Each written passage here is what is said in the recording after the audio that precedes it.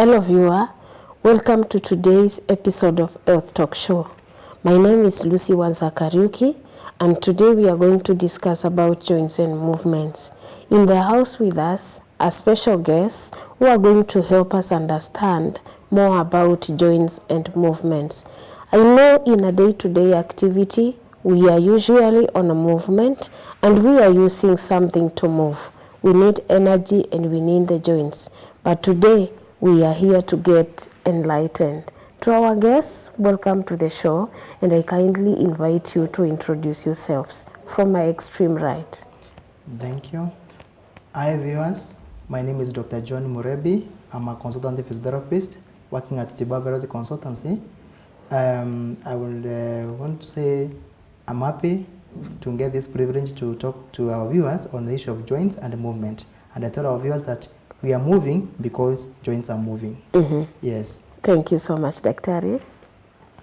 Hello, my name is James Wanzala. I'm a physiotherapist by profession. I work at Tibabu Health Consultancy. We have a clinic there, and I'm happy to be here today to expound more and to make our viewers understand what happens when they move. Thank you so much. Thank you so much. I would like you to have this opportunity and also tell our viewer about Tibabu. Okay, thank you. Tibabu is a multidisciplinary team whereby we are made of specialists. We are a tribe, to be specific, where we fix all musculoskeletal problems, joint pain, muscle pain, any bone issue, we fix it. We sympathize with our patient, we empathize with them so that at least we can walk a journey of pain is not a lifestyle. Yes. If you want to talk to us, you can reach us through www.tibabu.co.ke. You can also call us through 0798 079039. Thank you so much, Daktari. I would like to invite James to take us through the introduction of our today's topic. Karibu. Thank you very much. So today we want to talk about basically what happens when you lift your hand up, when you nod, when you're sleeping, when you want to get up, and that is what my colleague was saying, joints. When you move, that took an effort of a joint. Now, joints cannot be separated from movements, though some joints don't move per se, but most of our body is made up of joints that are highly mobile, and basically that is what we want to talk about today, what makes up a joint, how to take care of your joints, and in an event that you have some discomfort in your joint, what are you supposed to do? So our hope today then is that you will be able to understand more about how your body works, and if something is not happening, then you will have the basic idea or the slightest knowledge of what might have happened for you to do that. And we say the biggest indicator here would be pain. That is the biggest symptom that we have around joints. So we want to try as much as we can and bring it home to your level of understanding of joints and movement. Thank you. I would like us to understand movement, Daktari. But before we understand movement, can you take us through a general overview of joints? Okay, thank you. Thank you, Lucy. To our viewers, first I would want to tell our viewers that a joint is made up of two bones, whereby at one end of the bone and the other end of the bone, when they meet, they form a joint. We have very many joints in the body, and all these joints, in one way or the other, they are supposed to move. Because as my colleague has said, you cannot have a movement without a joint. Yes. There are three types of joint. You have the hinge joint, you have the pivot joint, and you have the ball and the socket joint.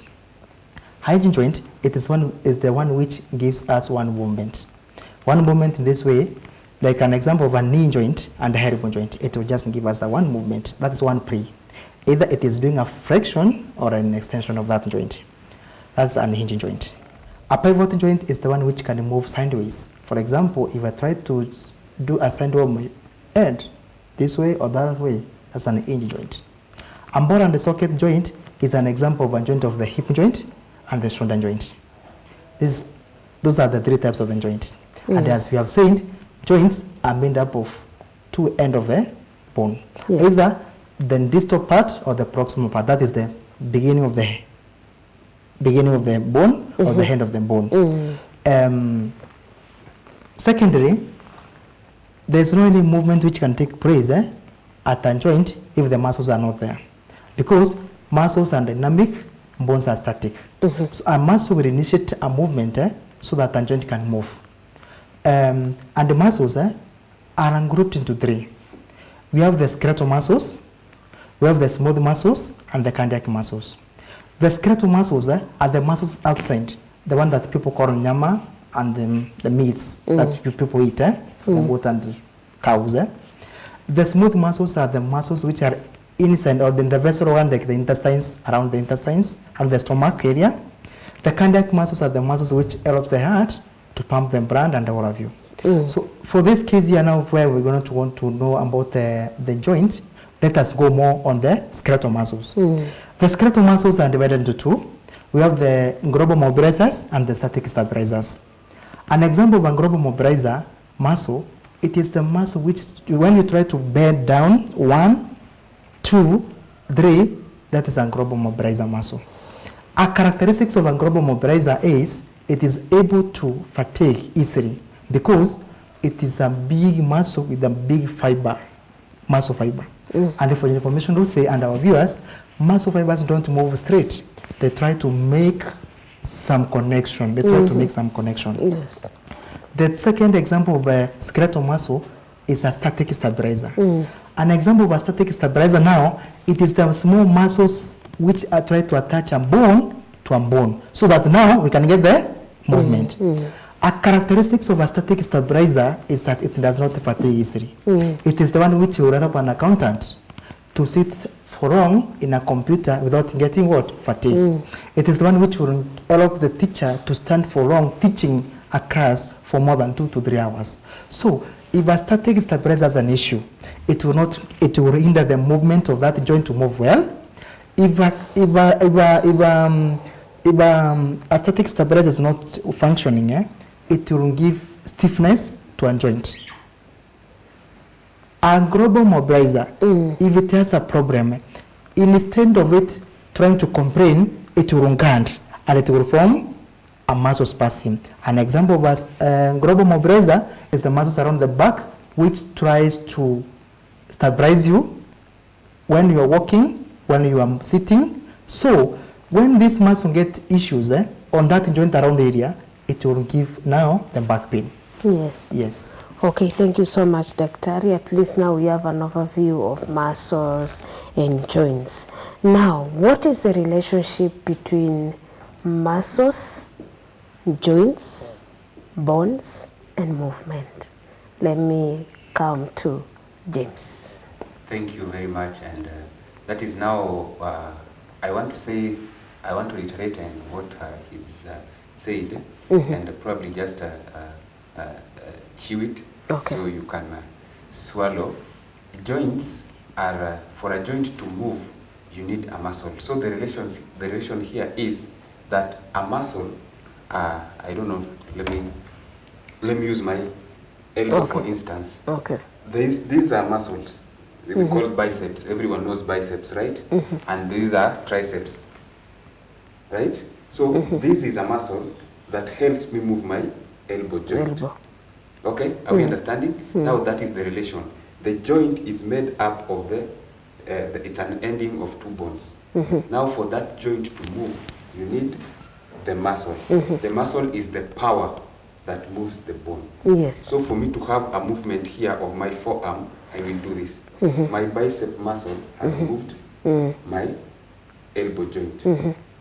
Now in most cases, when now someone tells you they have a problem with their elbow joint, now that one, now we have to go and examine the joint as a whole. Yes. We want to know, is the problem the muscle that is moving Is the problem with the cartilages inside? Is the problem the nerve? Because nerves also pass. The nerves that supply my forearm has to pass through the elbow. Yes. And nerves are very mean and selfish organs of our body. If something touches them, they make a lot of noise. Yes. So we want to know, is the joint making the is the nerve, has the nerve been touched by something? So the relation here then is that a joint has the components of the joint. Then we have to look at the muscle, we have to look at the end of the bone, we have to look at the cartilages, we have to look at the nerve, because here there's a lot that goes on. Yes, even when you are examining the muscle that has pain, you will move the joint. Yes. Yes, so that is where they are related. They are dependent of one another, because then the muscle cannot exist without the bone that it attaches to. But the bone also that the nerve, the muscle attaches to, will not move without the muscle. Yes. And the muscle will not move the bone without the supply of the nerve. And also then we have the blood vessels also that supply the food to the muscle. The blood vessel bring the food to the muscle to move the bone. Yes. And the nerves bring information to the muscle to bring also to move the bone. So when we talk of movement, we are talking a wholesome or a holistic thing. Yes, it's such that holistic. now if a patient comes with a problem, Yes. you will not be in a hurry to diagnose. No. It may take like how long to be able to get the real diagnosis, for instance? Our treatment varies, and mostly you'll hear a patient calling you and telling you, I was told the treatment is supposed to be 1 hour, but they can take longer, because you see, you cannot treat what you have not diagnosed, and you cannot diagnose without assessing. Yes. Now when you do that assessment, we have subjective and objective. Subjective assessment is what you're telling me. Yes. Then I have now to do objective, that is going now, I have to tell you now, stop talking, where is the problem? My Allow elbow me joint. to work. Now I will come and assess the joint movement, what you were saying, the planes of movement, is it causing pain, is it the bone, because also if it is the way you describe your pain will depend whether it was a bone, a nerve, or a muscle. So that is where I come and do assessment, and assessment can vary in time. Yes, because that is where you're supposed to spend a lot of time, even more than treatment. Yes. Because once I have deduced what is causing the problem, then my treatment is almost done. It's easier. Yes. So I will know whether I can treat you or refer. Yes.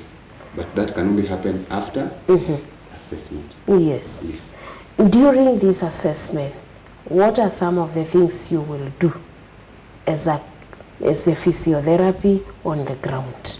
Okay, first, as I've told you, we have those two types of assessment. That is subjective, the one we start with. Lucy's come to my clinic, so Lucy's telling me, hey, doctor, I woke up today feeling elbow pain. I will ask you, how was the pain?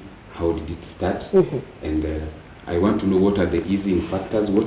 When you felt the pain, what did you do to make it a little bit bearable? And what makes it worse? How long have you had the pain? The typical questions doctors ask you. Yes. Anyone who's going into a doctor's room, you know the questions. Ilianza lini? How is it progressing? Such statements. Then after that, now I will invite you probably into my examination course, and now want to do my assessment. First, Yes. you'll see, I want to touch, and whilst I'm doing this, I'm looking at your face. I'm looking for pain, triggers. Really, Yes. we want to find out what is causing the pain, and I want to say that pain is not the problem. Pain is a sign that there is something. There is a problem. So most people will mostly want the doctors, I as a doctor, to concentrate more on the pain when I'm assessing them. But I'm looking beyond that. Yes. Once I've touched you, probably there's no pain. I want to ask you, is it a sharp pain? If you tell me it's a sharp pain that I know it's nerve, then bones give us some dull pain. Dull pain. Yes, so I want to differentiate those types of pain, so I know if I'm dealing with a muscle pain, I'm dealing with a nerve pain. Yes. And if I move your arm, I also want to feel at the end, probably I feel a bone click, You've Yes. had those things. So probably you're moving your arm, you feel that click. I want to feel the degree of that click, and I want to move it and know, is it limited? Probably is it limited?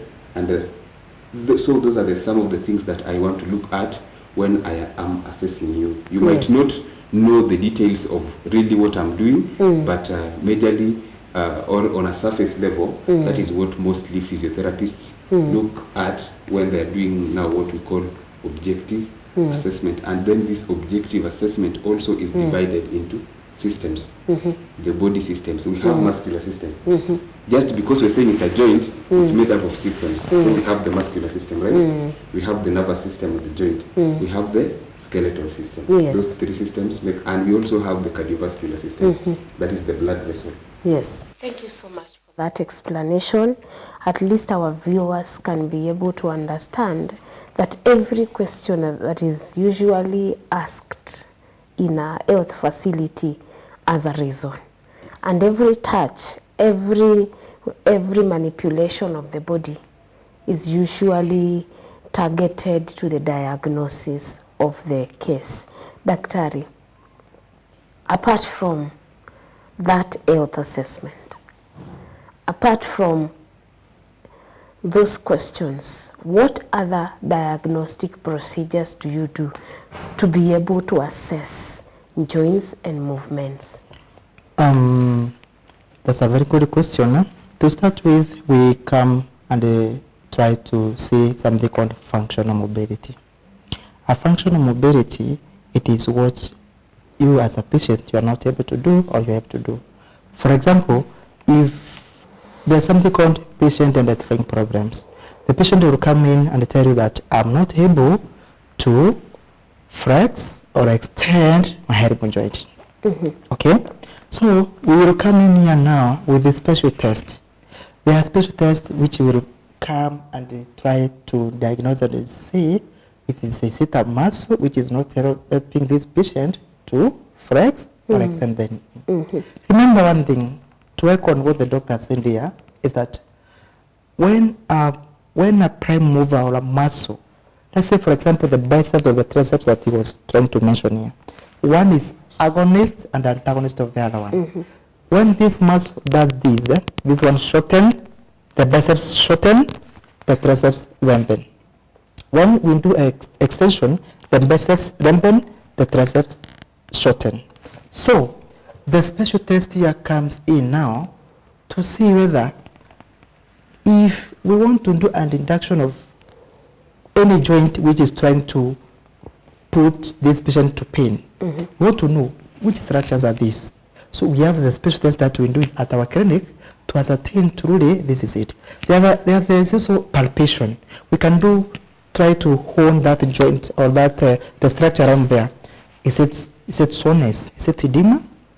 Is there anything like maybe a mass, something of that kind? Yes. We also do something called passive physiological movement. I can try to resist that patient movement. Don't push me my hand. I want to see whether with this restriction of movement, could it be, is it a capsula? Is it a ligament? Is it a tendon which is having the problem? We can also do active physiological movement by asking the patient to try and move the hand and see if there's any physiological movement which is being altered. The other special test we can do here, it is by using a machine called goniometer, by trying to test the variable range of motion, because every joint has its own variable range of motion. So we also give our patient an overview and general and holistic overview of how we do the special test. Also, we send our patient to X-rays, an MRI, to ascertain also it could be also a fracture. It could also be a condition like maybe an osteoarthritis. So we can also send our patient to MRIs, X-rays, again to ascertain and know truly why this joint is not functioning. Yes. We have talked about the diagnostic procedure, and now we can be able to understand if the joint is well or not. if it is the joint, if it is the muscle, if it is the bone. Now, if I may ask, are there like specific types of movements? Yes, yes. Limited to a joint, every joint has their own movement. And now that is where we come with such cases of dislocation, sprain. That is because they were unnatural movement to a certain joint. For instance, when my joint has just one plane, I'm folding it and I'm straightening it. Any movement contrary to that will bring pain.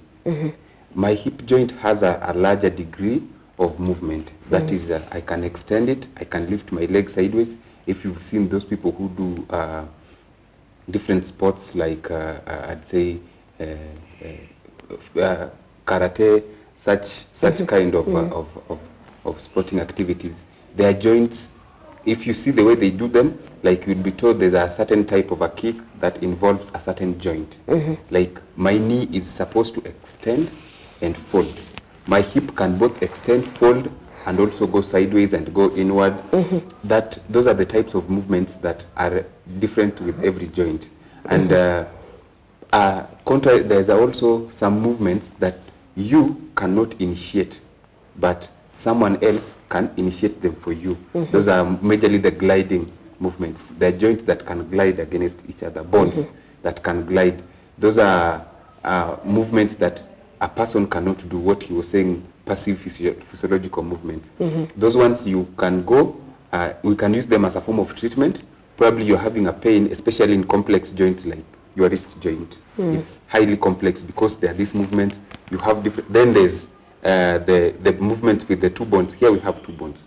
They come and meet here. You can glide them, but I cannot initiate them. Are you getting me there? Yes. This is radius and ulnar joints.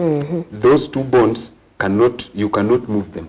But someone else or a physician like me, I know they can move. They can move. Yes. But there's somewhere you can hold and just glide them. Those are movements that are passively done to you. So it depends with what you want to do, but also you have to take care of your joint, not to do movement that you're not supposed to do. Then you end up with a joint strain or sprain of the muscles. So I'd say those are the limited movements we have, and not unless now you're talking about the skull. You know, we have different bones in skull, and when you're born, they move. After birth, they fuse immediately. Yes. So you'll have someone, probably they fell, and there was some movement which are not supposed To be there. to be there. You have your spinal bones, which have a different type of movement also. That's where someone tells you they had a disc slip. Someone was moving, then they got stuck there, they can't move back. That is because that was a natural movement of that joint. Now we are talking about pathologies of a joint. Yes. Most of the movements that people know Yes. and that we know are like walking, Yes. dancing, jumping. Does it mean that there are other movements in the body Yes. that we cannot be able to see? Yes. That's what I'm saying. Not unless you can see the acrobats. Yes. Not unless now you subject your body to extreme training and conditioning of certain movements. You've seen people move their ears, but Yes. not everyone can actually move their ear. That is a certain kind of movement that someone has to train in their body. And It's not genetical. No, even if it was, it is not something that you can be born with and you can start. I myself cannot move my ear. Yes. But there are people who can actually do that. That's what I'm saying. There are movements like now, look at my finger. I can only do this. But did you know someone can glide it sideways? It moves. There's that degree of movement. Yes. And that one, only someone else, a third party, or I do it consciously by first fixing it like this. Then I can now move it up and down.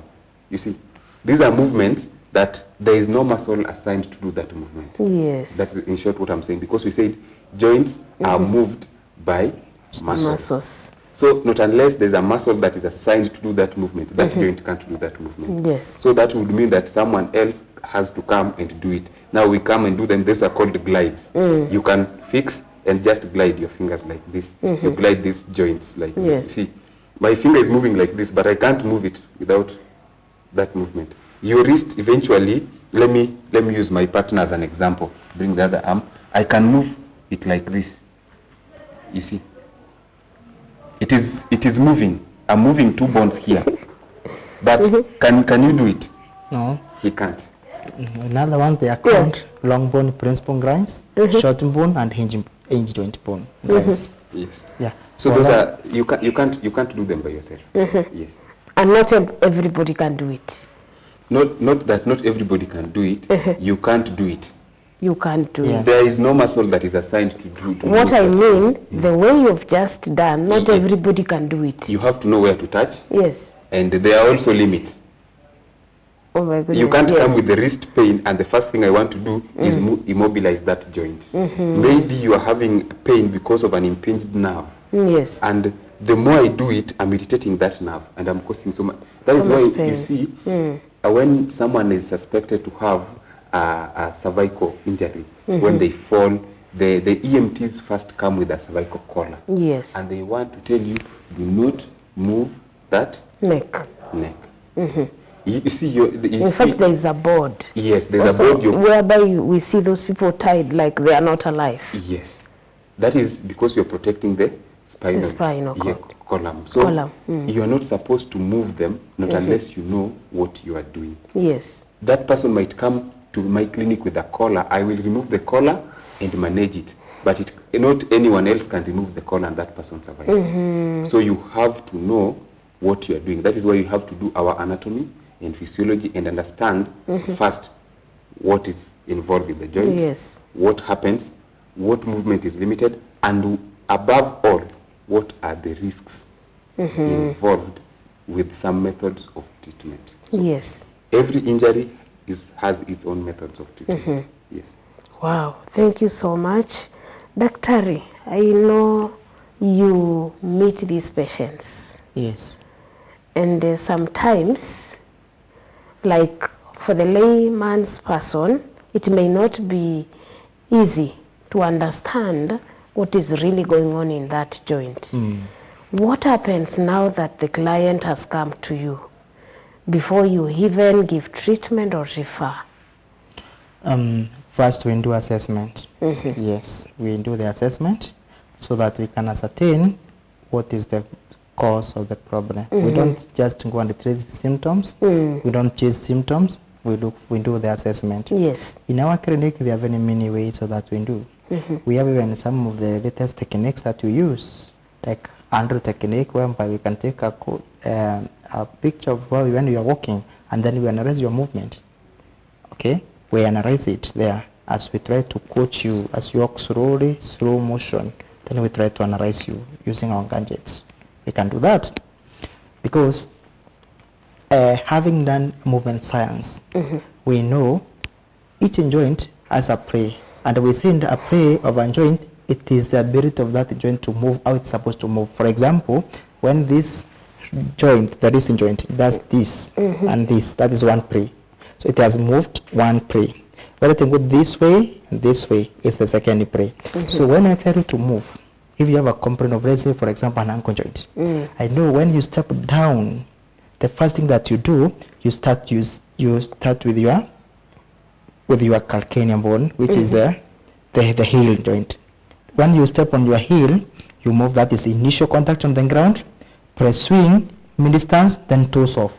As the toe go off, the other leg moves. So if it doesn't follow the pattern, there must be a dysfunction. And now the dysfunction now, I will try to know, is it a muscle? And if it's a muscle, which muscle is that? That's how we observe. Then now, we can either choose to treat, or if it's not our case now, we can refer. You can refer. Yes. Is there a relationship between the movement of the legs? Okay, let me use this term. The upper limbs and the lower limbs. Yes. Is there a relationship? Yes.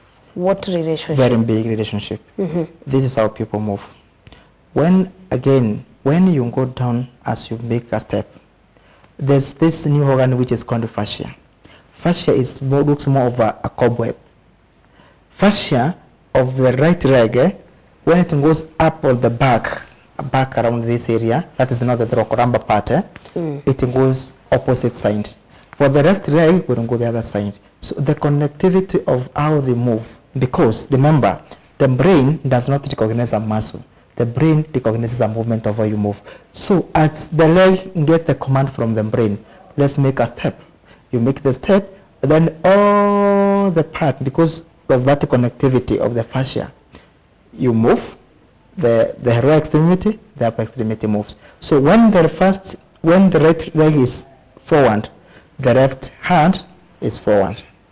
The biomechanical way of how this is, it is due to this new organ called the fascia. Yes. Because the fascia is connected in opposite direction.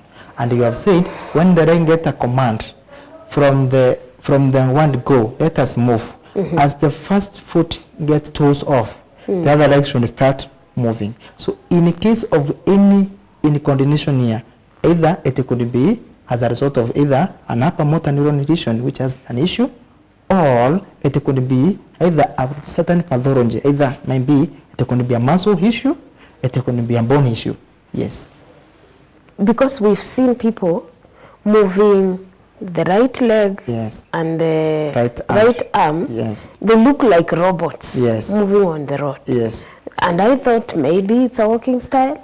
No, that one is not a walking style. That one, they must be having either a condition, the brain. Yes. Which is making them Yes. to lose that Yes. mental coordination. Yes, because I've told you, the brain does not recognize a muscle. It recognizes movement. It is the one which commands, let's move the hand up. And now, whatever the hand is moving up, whatever that hand is using to move is the muscles, which are telling now the bones doesn't go up. If I may ask you, Daktari, Yes. because this thing is seems interesting. Yeah. Yes. Now, suppose now we have a client, and you tell the client to move before us now. For you to be able to assess that coordination mentally with the physical, like for how many movements will you be able to tell that before that leg takes off, the other one starts, that arm goes this way and that way? Like how many movements, or how many seconds, minutes? It depends with the type of condition and what you want to rule out. If you want to rule any sinister, it depends. A few minutes, you will just know this patient is not coordinating well. Between 2 to 3 minutes of this patient walking, the patient will show. You know, there are those patients who maringa. Yes. They do just, they can try to pretend that they're working well and they're not working well. But they cannot pretend for long. Yes. So I can even tell the patient, please go pick for me that thing there. So the patient packing or mind is not aware that I'm trying to observe what he or she is doing. By doing this now, I will be able to know this patient has this problem. But if I tell this patient to walk as I see you, this patient can pretend. So it does not depend on the number of times or the number of seconds that the patient is walking, but either unconsciously or not knowing that there's something that I'm observing. Because I won't tell the patient there's something that I'm observing, but I want to know that there's something I want to know. Is it a muscle?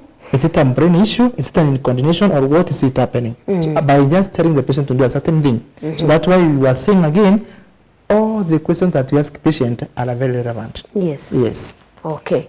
Thank you so much. James, Yes. if I may ask you, what are some of the things you should take care when you're dealing with joints? Just to add on what you're saying about patient, it's called patient behavior, the white coat syndrome. Mostly patients want to modify their behavior when they get to your clinic. So when you ask them voluntarily to walk, they think probably you want to see them walk better. So you use a reverse psychology and distract them, send them for something, then you observe it very quickly. Otherwise, you will misdiagnose, because patients, sometimes I don't know whether they want to impress you or what, but mostly in clinical setup, we have modified behaviors of either a patient behaving they are too sick or they are not as sick. Most medics have observed that. So you have to be very wary of that. Back to your questions on what you're supposed to be very careful when dealing with joints, first you want to know someone's occupation. Yes. We have people who have hypermobility of joints. You've seen the acrobats, especially, who can take their feet and put at the back of their head and everything. Well, gymnasts majorly. Now that person is not at the same, you will not categorize them as the same as any other person who does not do those gymnasts things. So you want to especially dwell on someone's profession, because they inform a lot about their body posture and their movements.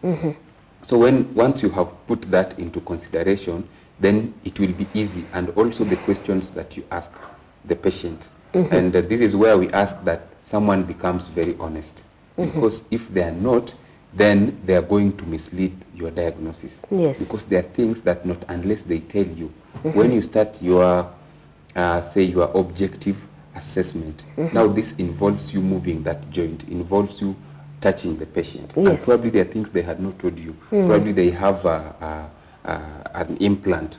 Probably they have had knee replacement. Now you're not dealing with bone, you're dealing with external structures that were put there. So if they didn't tell you that, hey, I'm having knee problem, but I've had knee replacement on this other knee. Why was the replacement done? Was it an accident? Was it arthritic? Such things will inform your judgment on this other joint.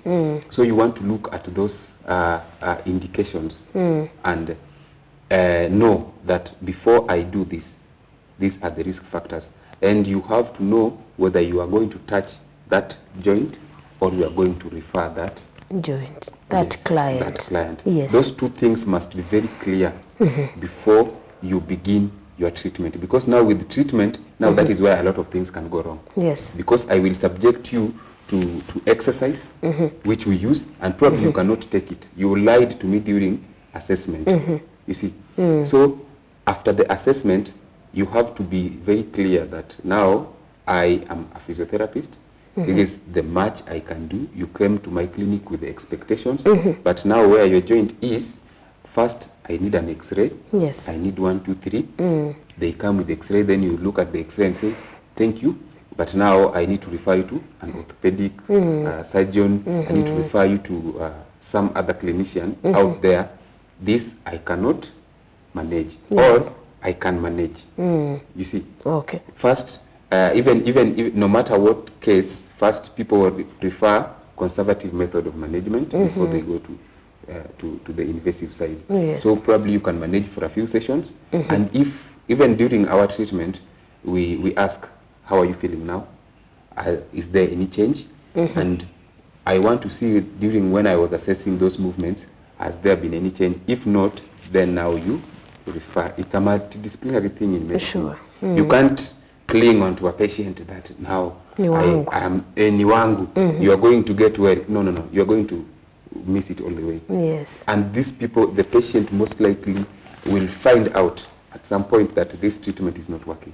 So you have to be very quick. After some sessions, do a report. Yes. This is how we started. This is what we have been able to do. And now where we are right now, it is important that we seek an external help. And that is where we call referral. At the end of every assessment, you have to see, can I do it or I refer? And another thing, even as physiotherapists, I might have assessed and it's a physiotherapist situation that can be managed.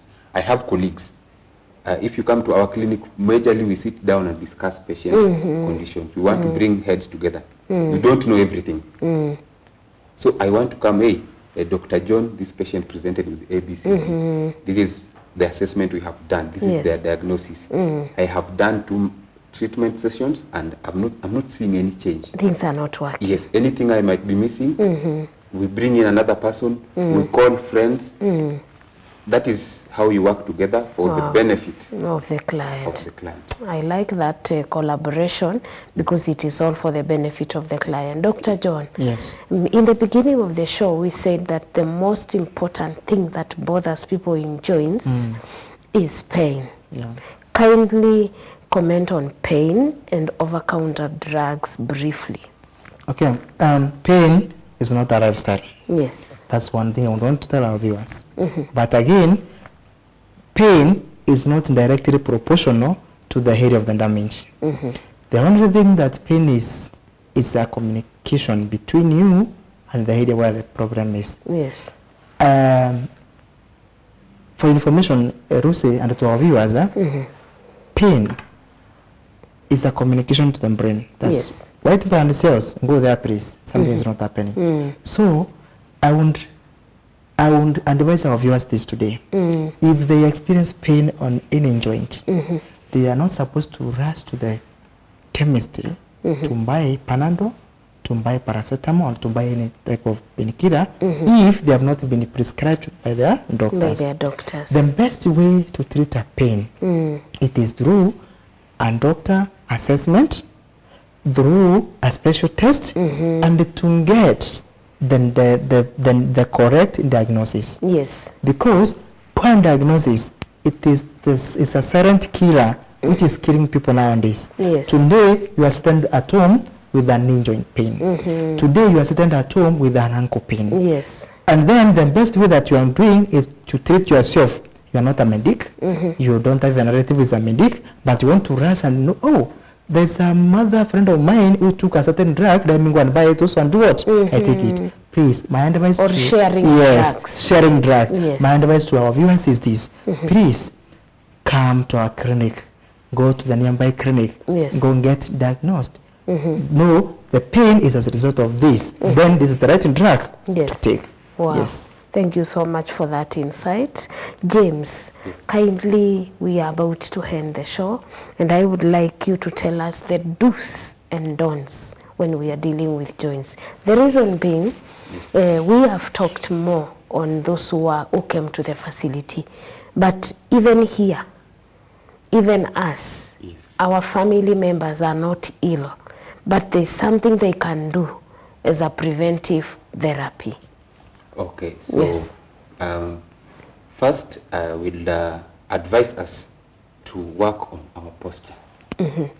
Since the show started, this is how I've been sitting, Yes. not this way. That is harming your joint Yes. generally. Want to find out where you work, it has to be ergonomically correct. Yes. That is one way of taking care of your joints. Another thing is what we wear, our footwear, and ladies are a culprit of this. The high heels that we The wear. high heels. If this is how you stand, My shoe, my yes, choice. someone who wears high heels leans back, automatically everything is wrong.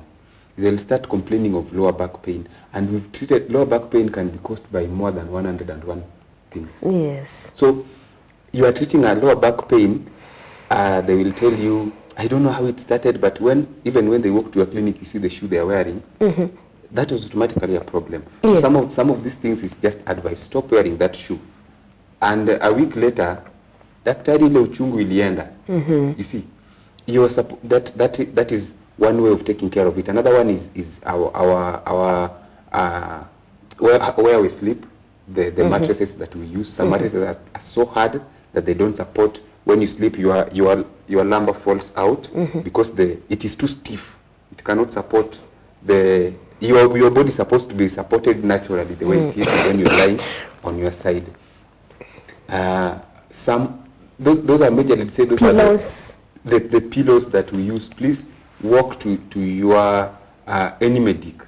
They will advise you, because I know physiotherapy is not currently available to even to the dispensaries at the level lower 4. Yes, so you need to get just even those dispensaries, just go and ask, because I'm sure you cannot miss someone who knows, who will not prescribe for you a mattress, your shoe, your pillow and everything. And just as my colleague said, stop taking drugs because you have a joint pain. Yes. You see, if the problem at your place is mosquitoes, then you go and start, you kill them every night. But there's a pond of water outside your door that they breed. Don't you think just covering the pond is enough? Yeah. And they'll be gone, than spraying every night. You see? Sure. So deal with the problem. So I'll advise us that we take care of our joints, and even sports.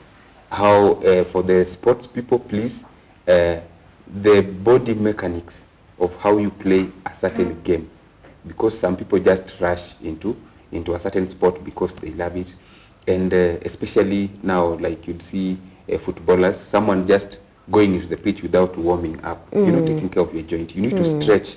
You need to stretch your joint so that the elastic, when you're running around, your joint can move freely to the available range of motion. Thank So you. if you jump the warm-ups when you're a sports person, if you are an 8 to 5 worker, please, I advise you to check your workstation. Is it ergonomically right?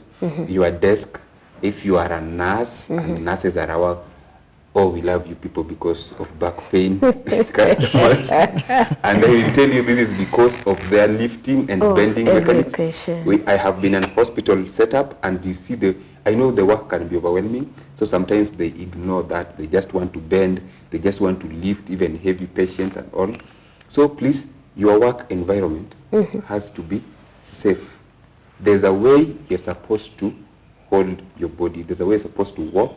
There's a way you're supposed to sleep. There's a way you're supposed to sit.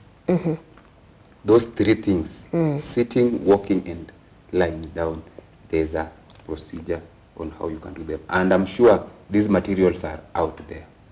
If not, we will provide them. Thank you so much. Yes. Daktari, kindly give us your parting shot as you remind the viewer where we can get Tibabu consultancy. To hand on what you are saying, we can teach, we can educate, even how to sit. We can teach you how to walk. We can teach you how to sit when you're in your working area. But if you need us more, contact us at 0798 079039, or you can go to our website www.tibabu.co.ke. We can give you the best quality health. Your parting shot, James. Thank you very much, and I'm happy that you have tuned in. I'm sure you have learned something. Above all, take care of your body. It is the only thing you have for now. This earth, you need it, and a healthy body is a healthy spirit, and that means that you are wholesome. If for more information, please, on what we have talked about, kindly get them to any place nearest you can get a medical facility, or just visit our website. All this information is there, or our Facebook page. That is at Tibabu Health Consultancy, or tibabu.co.ke. You will get all the help, and the phone numbers are there. Call, even online consultation can be done. Wow. Yes. Thank you so much to our guests. It was a pleasure having you in the show. Dear viewer, this was Health Talk Show, GBS TV Africa, and we were talking to you about joints and movements, and I am sure that you have learned something. I know that we are going to improve on what we wear and how we walk and the way we do many things. To our nurses outside there, I would like to give you this opportunity to change. Remember, your life comes first, your health comes first. Don't lift more than you can do. Don't bend more than you can do. This was GBS TV Africa Health Talk Show. I was your host, Lucy Wanza Kariuki. Bye.